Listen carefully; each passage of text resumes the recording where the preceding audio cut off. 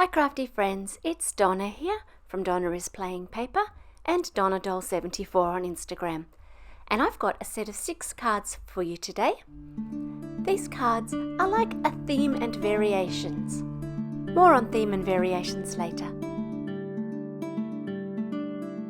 There are 2 heroes for today's cards, and the first one is this Baubles with Bows metal die. I'm starting out by cutting a bunch of these just from plain white cardstock, and then I'm going to ink blend onto them. I'm blending darker on one side than the other, and I'm using the same brushes for different colour families. So you can see here I have one brush for the green and another brush that I'm going to use across the pink and the red. I keep separate brushes for my dye inks and also for my pigment inks like Distress Oxides, and I differentiate the two by wrapping a piece of washi tape around the handle. If it has the washi tape, I know it's for oxides. The colour palette that I've chosen today is a traditional colour palette of Festive berries and Lucky Clover with 3 additional colours: a lime green, Twisted Citron, a teal blue in Peacock feathers, and also the hot pink of Picked Raspberry. You can see here that sharing a brush for different colours isn't really a problem. After a quick brush off of the red, I've gone into the Picked Raspberry ink and it's come up beautiful and clean. The second hero for today's cards is a 3D embossing folder from Paper Rose Studio called Sweet Vines, and I'm going to use this to add texture to all of my baubles. 3D embossing folders really stretch your cardstock, and I'm just using regular cardstock. So on a couple of my baubles, I had a little bit of tearing, which I hid with just a little bit more ink on top. I made a bunch of baubles before I started, so that then I could play freely. And it occurred to me, as I laid them out on my desk, that these would also make fabulous balloons. To make the tops for the baubles, I'm using both the bows, which came with this set, and I'm also making my own little tops by cutting the top of each of the baubles and then just cutting away anything that is the circle. This way I'll have 2 different designs.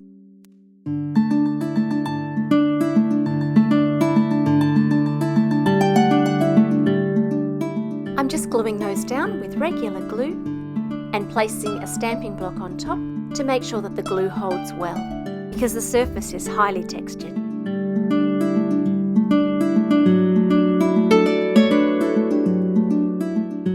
On to our theme and variations as we make the cards. One of the most famous theme and variations is one written by Mozart, which is actually some variations on the tune that we now know as Twinkle Twinkle Little Star. And this type of music always starts with the theme stated very simply. And so that's what we're going to do first. At its heart, a Christmas card would be an image with a sentiment. And so we're going to add the sentiment Merry Christmas, which I'm heat embossing in gold, to a single bauble. Of course, it wouldn't be a Donna card if I hadn't used a stitched rectangle somewhere. You probably noticed that I used a powder tool to rub across the surface of the paper before I stamped with my clear ink. As we touch the card, the oils from our hands and different things end up on the card, and it's very easy for embossing powder to stick, especially when you're using something like gold that will show up if you have extra specks. And so I use that to help the gold embossing powder stay only where I want it. I'm using some scrap paper to prop up my background panel just a little bit, being careful to hide the phone number that I noticed that I had written on it. And then I'm going to pop up this bauble with some foam tape. Here's our theme, a Christmas bauble with a sentiment. Now, let's look at 5 different variations. The first variation is to have the sentiment as the main part of the card and the bauble as an accessory, and we're going to explore this 3 different ways. To begin with, I'm cutting this merry and bright die from white cardstock, and I'm going to keep every single piece of this including all of those little bits that go inside the curves of the different letters. I'm then using the Picked Raspberry and Festive Berries inks to ink blend over most of a card front. I'm using my cut panel to work out where I need to blend so that the hole in that panel is completely covered in ink. Then I'm going to add my bauble. This time I'm adding some string. I'm using gold DMC floss, which I've just wrapped around a twine holder to keep it out of mischief when I'm not using it. I've taped that to the back of my bauble, and I'm going to press it through the gap in my front panel and tape it to the back of that panel also. Once I've done that, I'm going to move the bauble out of the way and then glue down the front panel. I'm adding glue to the back and being especially careful to add glue to the end of anything that's sticking out into the gap. That way, none of those little pieces will be able to catch on anything and get lifted up. I've then replaced the Merry and Bright sentiment temporarily with no glue, and I'm adding some glue to fill in all of those little pieces that I saved. Sometimes I'm putting glue in the gap, sometimes onto the piece.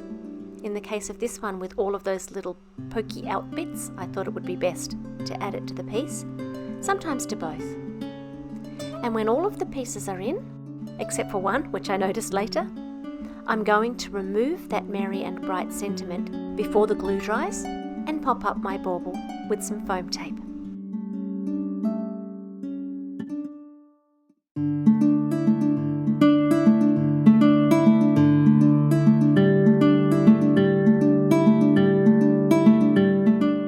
A quick last minute fix to the E.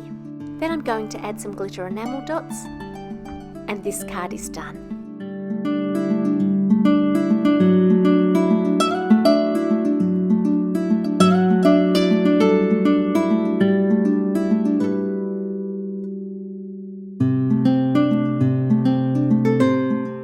Let's not let that Merry and Bright sentiment go to waste. I'm going to use the same colours of ink, only this time, because it's so delicate, I find these paper Pouncers from Picket Studios are the perfect thing for dabbing on ink without bending the paper.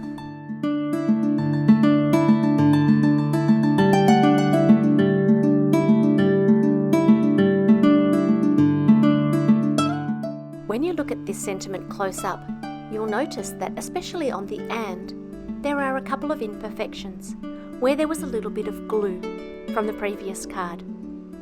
And so rather than stress about this, I'm going to flick some water over the whole thing and mop that up with some paper towel so that the whole sentiment has that speckled look. Nothing goes to waste in my craft room. This time I'm just going to glue the sentiment down and pop up a couple of baubles. You don't need to see all of that.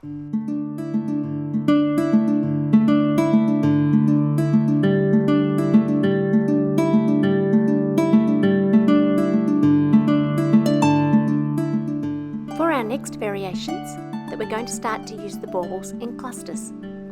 I've cut 3 Merry Christmases, 2 in white and 1 gold, and I've glued those together off camera with the gold on top. The background is a piece of white card that I have run through the same Sweet Vines 3D embossing folder so that it matches the baubles. And then I'm just going to pop those baubles up and add a few gold enamel dots. I'm using one of the dots to dot my eye.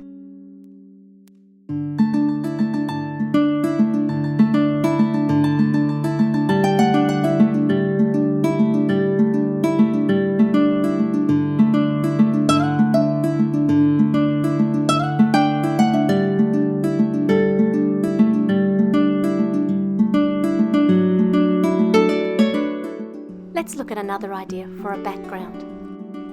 I've used this Peace, Love, Joy stencil to stencil my own background, And I've used one of the colours that I used for the baubles, the peacock feathers.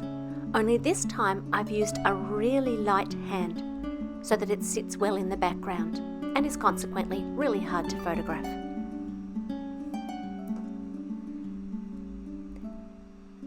I'm using the same Christmas sentiment set that I used earlier because it has a sentiment which reads peace, love and joy, which I thought would be lovely to echo my background. At this stage I wasn't decided whether I wanted it heat embossed in gold or in white. And so, using opposite ends of the paper, I'm making one of each. As long as you get the embossing powder on while the ink is wet, it doesn't matter if there's a small gap before you can get the heat tool to it. And so I've done them both together.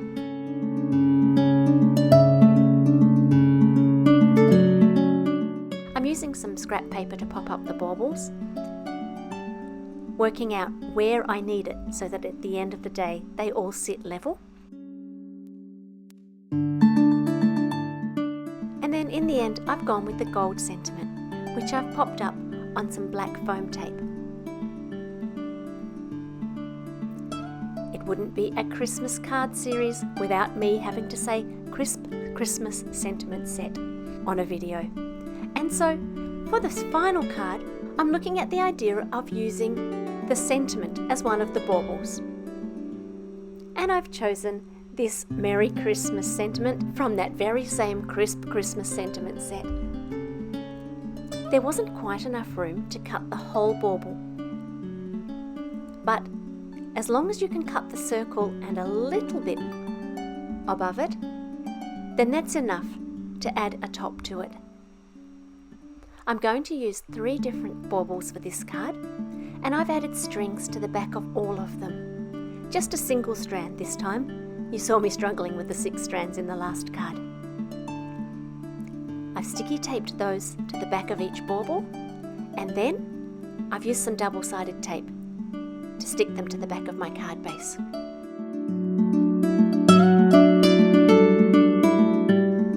Once again, the stitched rectangles are out in force. I've cut that from the centre of my gold piece so that I can use that outside as a frame for another card on another day. Then it's simply a matter of layering everything up and gluing it down, and that's our final card. I'm going to leave you with some pictures of all 6 cards. I hope that you've enjoyed this theme and variations. Feel free to like by pressing the little thumbs up button below the screen if you'd like to see what's coming up next. I thought I'd bring a little bit of my garden into my card photos, so I hope you enjoy these magnolia blossoms as well as the cards. Until next time, I hope that you're having a super week, and I'll be back soon with another video. Bye for now.